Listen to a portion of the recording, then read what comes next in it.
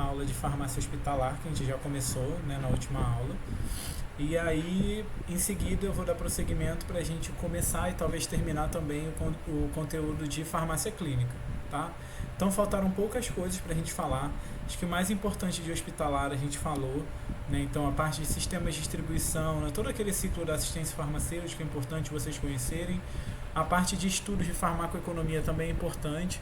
Vocês vão ver que hoje, na parte de farmácia clínica, né, lá no livro do Bisson e atenção farmacêutica, a gente vai falar de novo sobre os tipos de estudos farmacoeconômicos. Então, né, tenham em vista aí a importância desse assunto, tá bom? Então agora a gente vai dar continuidade falando um pouquinho sobre manipulação de medicamentos estéreis e não estéreis em farmácia hospitalar. Esse assunto acaba que é um pouquinho ingrato, né, digamos assim. Por quê? Normalmente a VUNESP, quando cobra um tipo desses assuntos, né, acaba cobrando de uma maneira que é uma decoreba, né? Mas é importante a gente bater esse assunto também. Ano passado eu lembro que a gente cobrou os alunos de estudarem e aí acabou caindo justamente esse assunto. Então é importante, é uma coisa que está sempre em alta na farmácia hospitalar e aí a gente vai dar uma relembrada.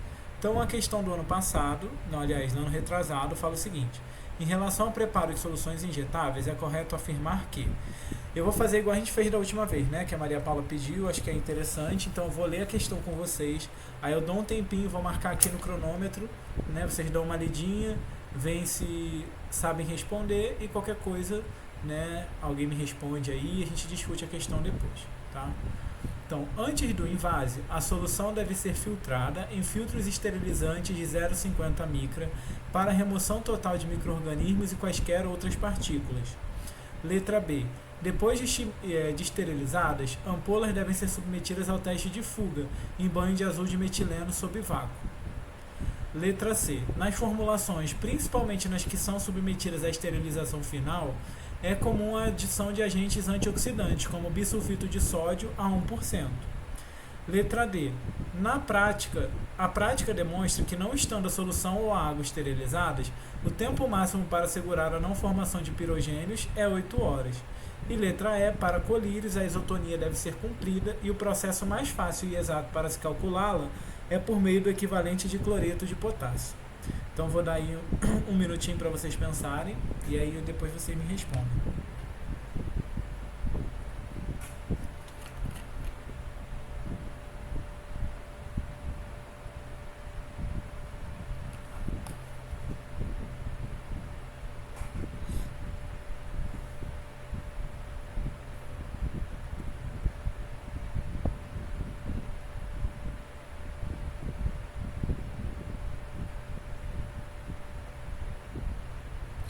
Algum voluntário para responder essa questão? Alguém lembra?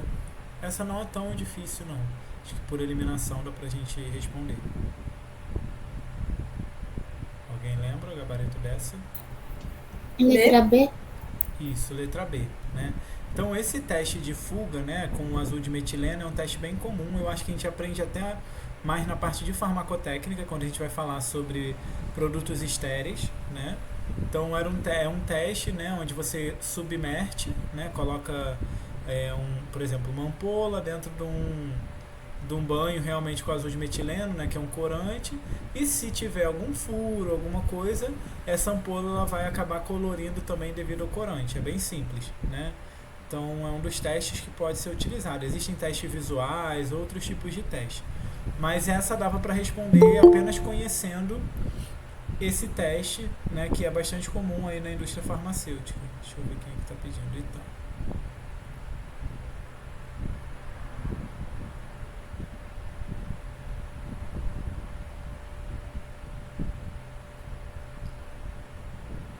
Foi. Tá, então dando continuidade aqui. Mas vamos comentar sobre as outras alternativas, tá? Como eu mencionei, as outras alternativas elas são mais ingratas porque são muito decoreba. Então a primeira, que fala sobre antes do invase deve ser filtrado em filtros esterilizantes de 0,50 micra, o erro na verdade eu não sei se vocês têm na cabeça, tá? Mas geralmente quando a gente fala de filtro para filtrar micro-organismo é sempre 0,22 micra.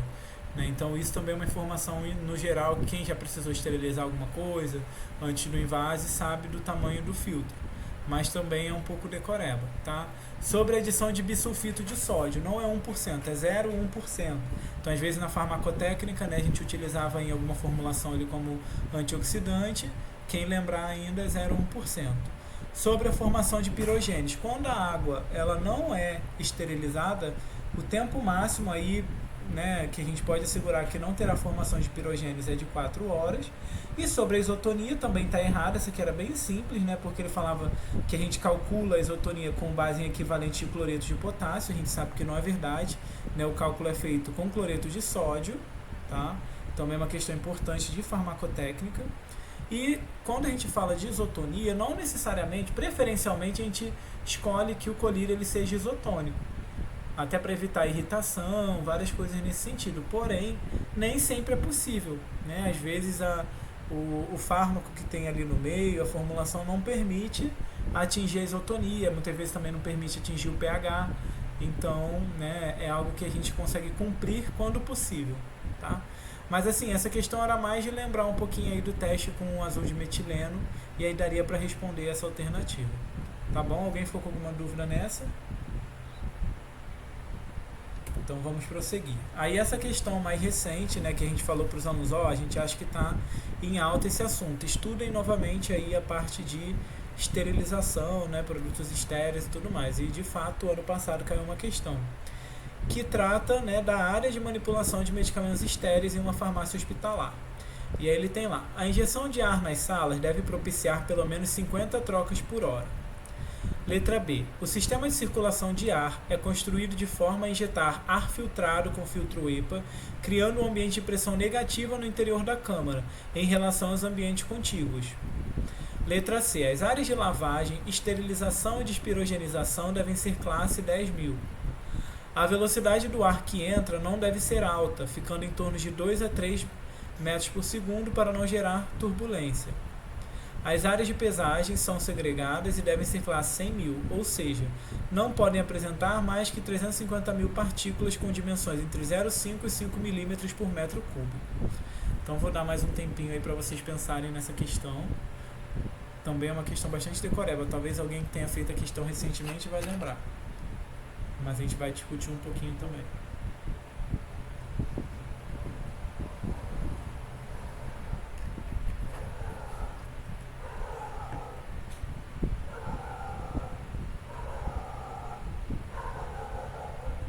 Só faltava essa, mudei para um lugar agora que tem cachorro no vizinho. Ai, meu Deus.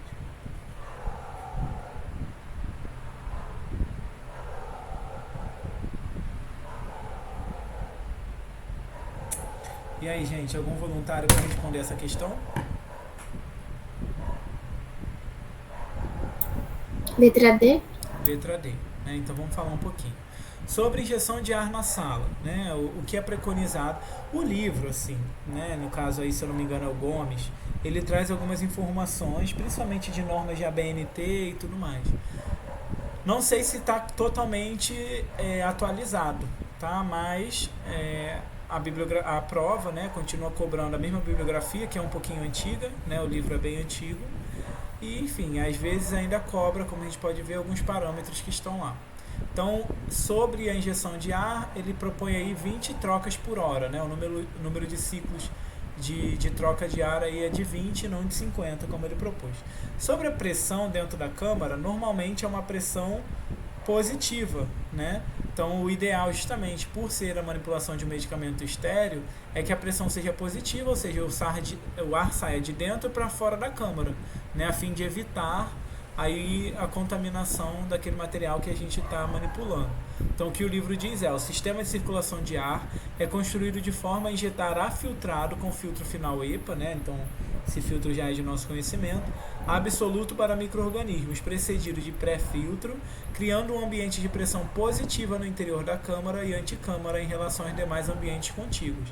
Então, além da câmara, existe uma anticâmara, né, e a pressão ela é positiva e não negativa, né, ou seja, o ar não vai entrando dentro da sala e sim sai de dentro dele, tá? Áreas de lavagem, esterilização e despirogenização, a classe é 100.000, né? Isso aí é uma classificação que está relacionada ao número de partículas que você pode ter suspensas no ar, né? Então aí tem os padrões lá no livro, vocês conseguem dar uma olhada. Para cada área existe uma classe, né? E um número máximo de partículas. A letra D, quem respondeu está correto. Então, sobre a velocidade do ar, né, não pode ser muito alta, até para não gerar muita turbulência, que também, né, favoreceria uma contaminação. E a letra E, que fala sobre as áreas de pesagem, elas devem ser classe 10.000, ou seja, não é 100.000, não mais que 350.000 partículas com dimensões entre 0,5 e 5 milímetros por metro cúbico, né? Então, o erro estava aí na classe. Essa é uma questão, gente, que eu julgo ser um pouco mais difícil, né? Porque, como eu comentei, tem que lembrar aí um pouco de parâmetros. É o tipo de assunto que eu diria que vocês têm que sair decorando tudo? Não diria, tá?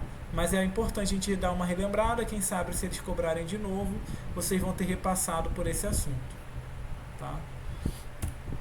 Beleza. E agora acho que o último assunto que a gente vai abordar em farmácia hospitalar, que é terapia nutricional parenteral. Um assunto importante, tá? Que a gente vai discutir aqui sobre quando que a gente utiliza e tudo mais. E existe uma parte desse livro, né, que já foi cobrado 2 anos, que é uma tabela que vocês já devem ter visto, onde eles trabalham quais fármacos são compatíveis ou não com a nutrição parenteral, né? É um assunto difícil de abordar, porque assim, é uma tabela grande, são muitos fármacos, e é aquilo também, é muito sorte, né? O que eu sugiro a vocês? Deem uma olhada naqueles fármacos mais comuns assim, do nosso dia a dia.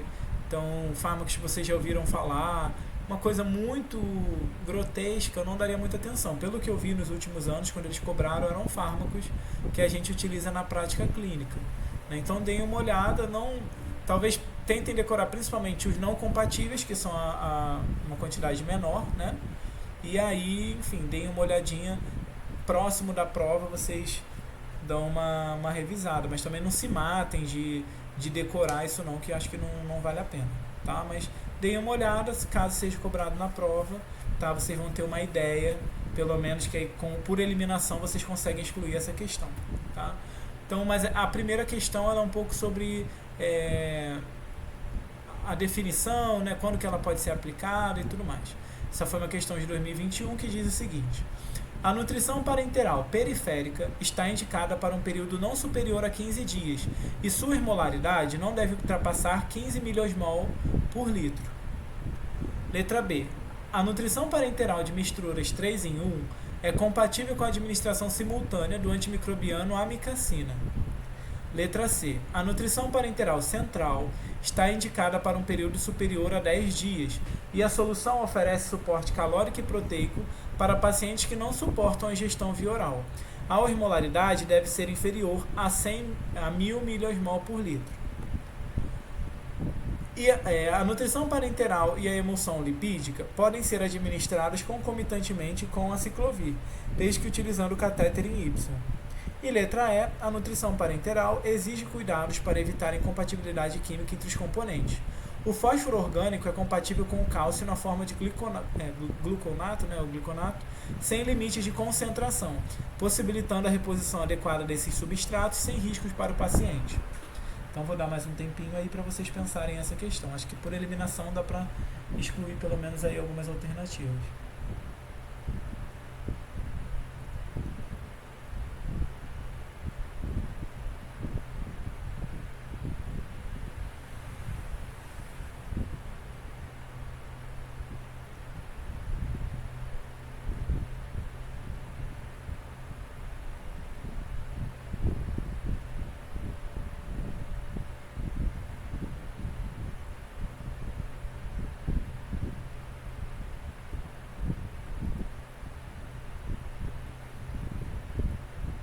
E aí, gente, algum voluntário para responder essa questão?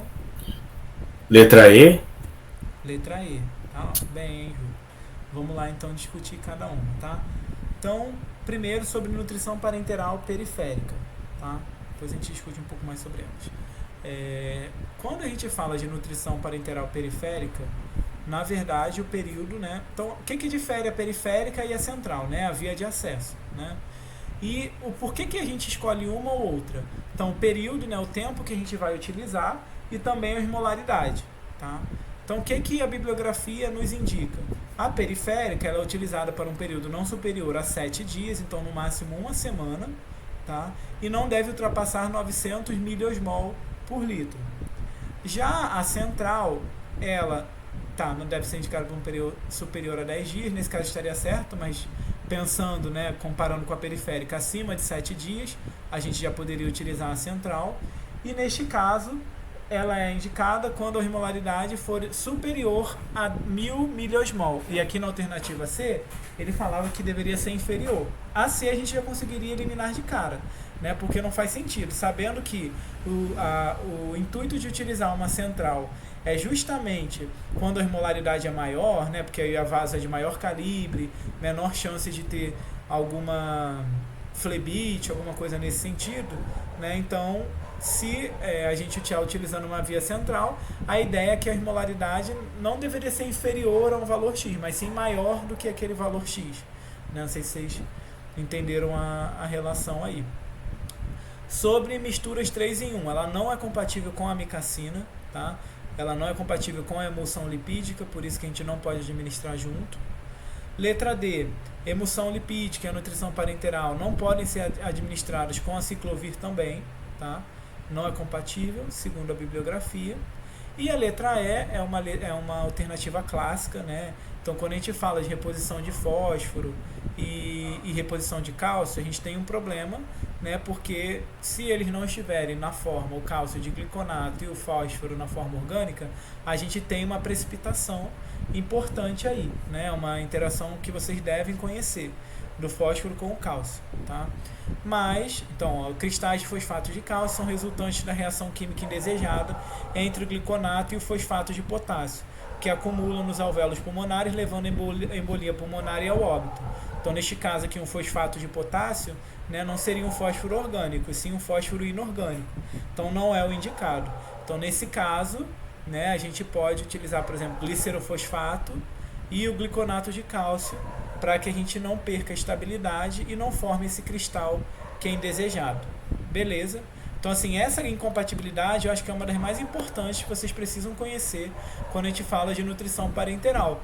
E entender também esses parâmetros, né? Indicação, quando que a gente utiliza a periférica, quando que a gente utiliza a central, né? Em que contexto, quantos dias que a gente substituiria uma periférica por uma central, qual é a osmolaridade, eu acho que isso é o mais importante, tá? Já permitiria que vocês respondessem essa questão. Beleza? E aí, novamente, temos uma questão de nutrição parenteral, agora do ano passado, que diz o seguinte: em relação à composição da nutrição parenteral, é correto afirmar que a osmolaridade de uma preparação refere-se ao número de miliosmoles por 100 ml de água. Letra B. A oferta calórica da emulsão lipídica 10% é 2 quilocalorias por ml. Letra C. Os nutrientes que mais influenciam na osmolaridade de uma formulação são os lipídios. Letra D. Cada grama de aminoácido da preparação fornece 1,5 quilocalorias. E letra E. A glicose é fornecida em concentrações que variam de 5 a 70% e cada grama de glicose monoidratada fornece 3,4 quilocalorias.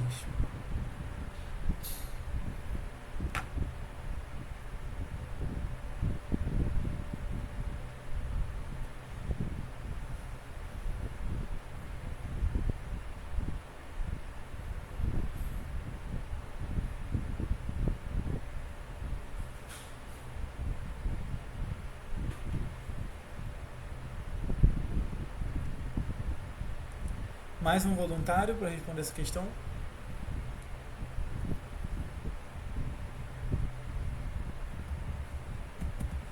Dou-lhe uma, duas. Então o gabarito dessa... Ai, desculpa. Tu ia falar o quê? Vocês estão muito calados. É porque faltou. Aqui pra mim não tá aparecendo a alternativa da E. Aí tá só A, B, C e D. É porque a D continuou com a E, ó. Eu só não dei o espaço aqui. Tá? Ah, tá.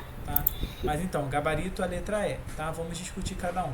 Osmolalidade, essa aqui, né, dava para matar até pela questão anterior. Sempre eu estava falando tantos miliosmol por litro. Né? Então, a osmolalidade, que é o nome da unidade de medida, ela é sempre referente ao número de miliosmol por 1000 ml de água. Tá? Então, isso aí é um dado que vocês têm que ter. E é importante também conhecer um pouquinho quanto que cada componente da nutrição parenteral fornece de calorias. Tá?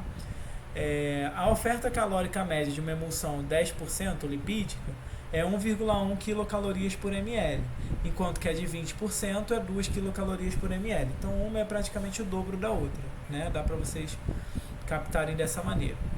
Agora, os nutrientes que mais influenciam na osmolaridade são os lipídios? Não, é muito contrário, pelo contrário, até porque os lipídios eles não se dissolvem ali na água para poder influenciar na osmolaridade, né?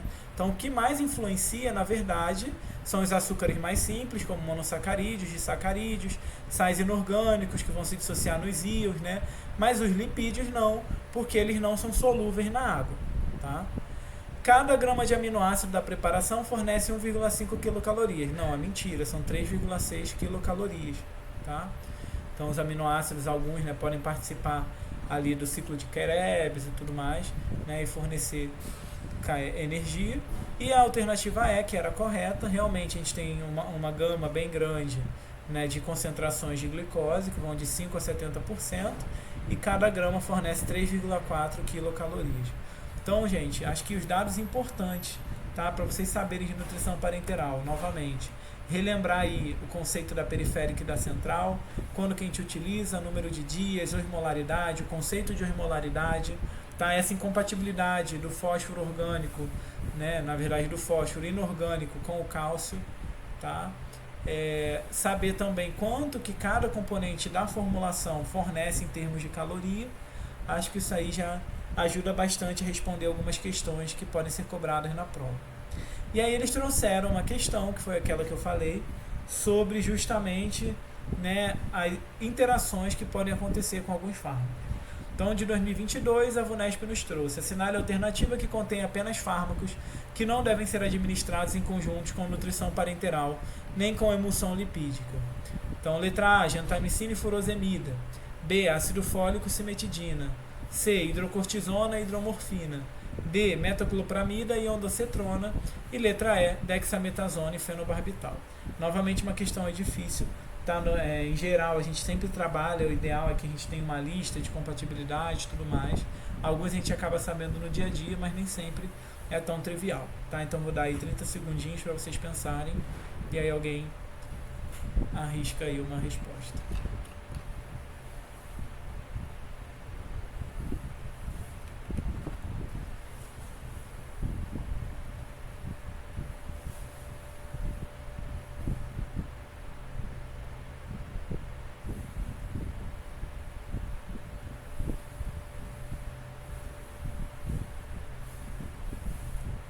E aí, gente, alguém arrisca essa questão?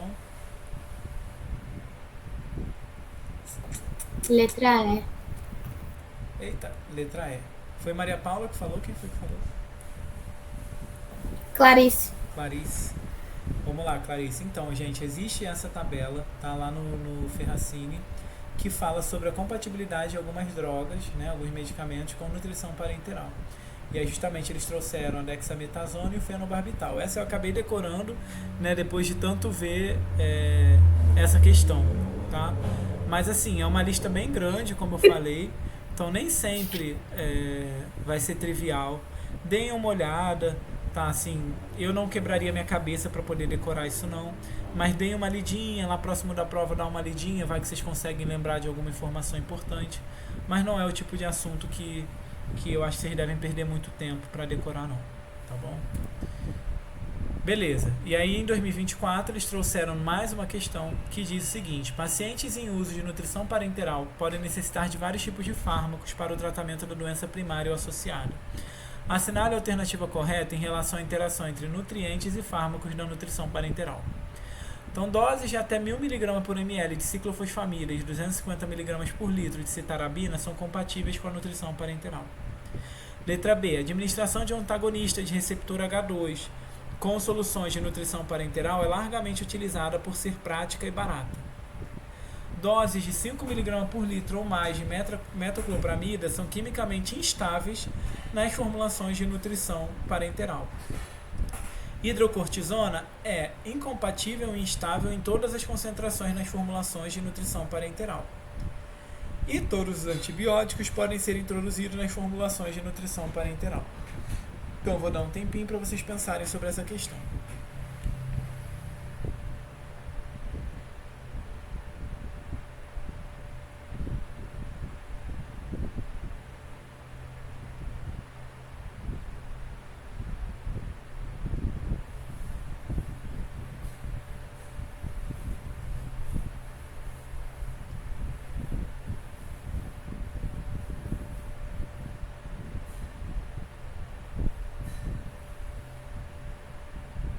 Então, alguém, gente, lembra essa questão? B. Letra B. Né? Então, assim, novamente, tá? Essa alternativa B eu lembrava porque... Alguém lembra algum exemplo de um fármaco que seja antagonista de receptor H2? Saiu até no mercado? Então, antigamente a gente tinha na prática, né, ranitidina, cimetidina, né, e aí elas foram retiradas do mercado, primeiro a cimetidina, depois a ranitidina, por causa de produção de substâncias cancerígenas, né, então começaram a fazer diversos estudos e descobriram que esses fármacos estavam associados a algumas substâncias cancerígenas.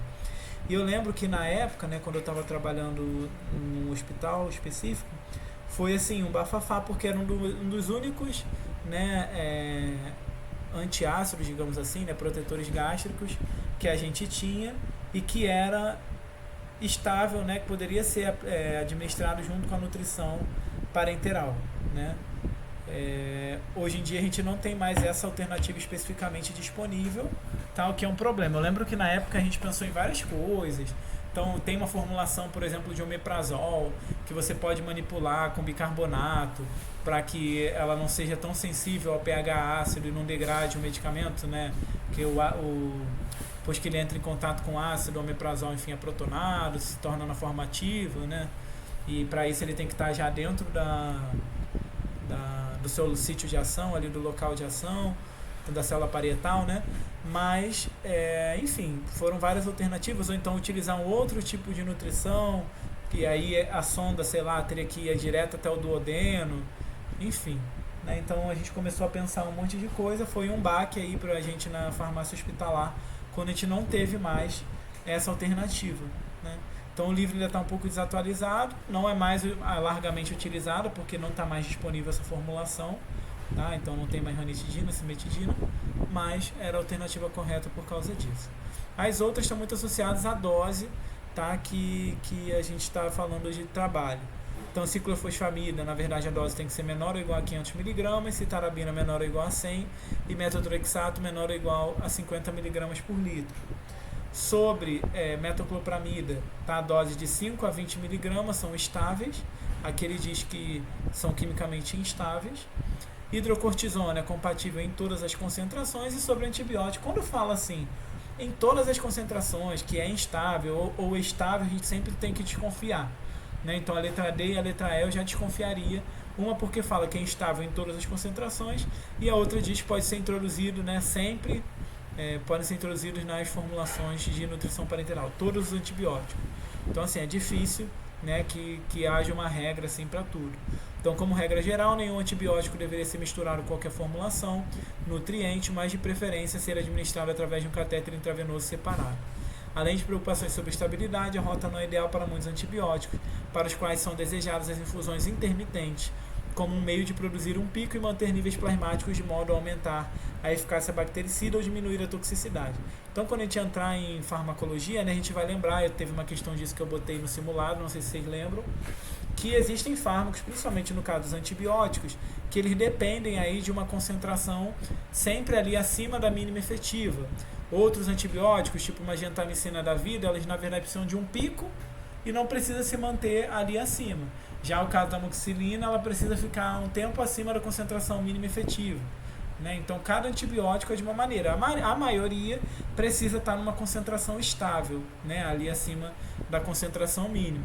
Então, normalmente, né, ainda mais quando o paciente está internado, a gente opta aí pela formulação intravenosa, porque é mais fácil da gente controlar nesse sentido, caso o paciente já esteja aí sendo furado para tomar alguma coisa, né? Senão, obviamente, a gente vai escolher uma outra via disponível, tá?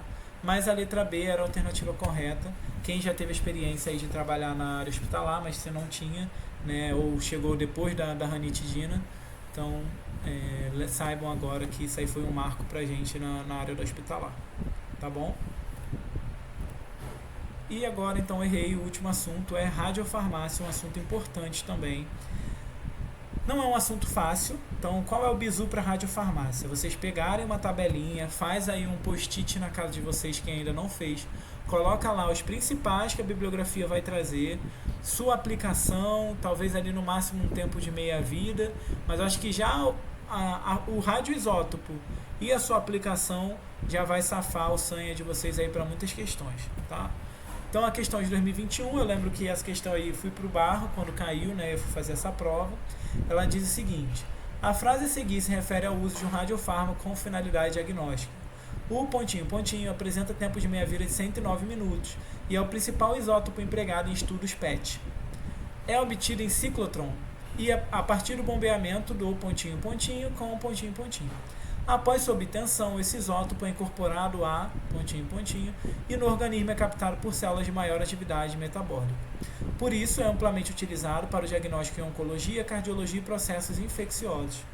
Assinale a alternativa que preenche corretamente e, respectivamente, as colunas do texto.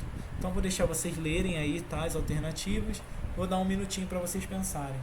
Tá? Quem já estudou esse assunto de radiofarmácia deve lembrar.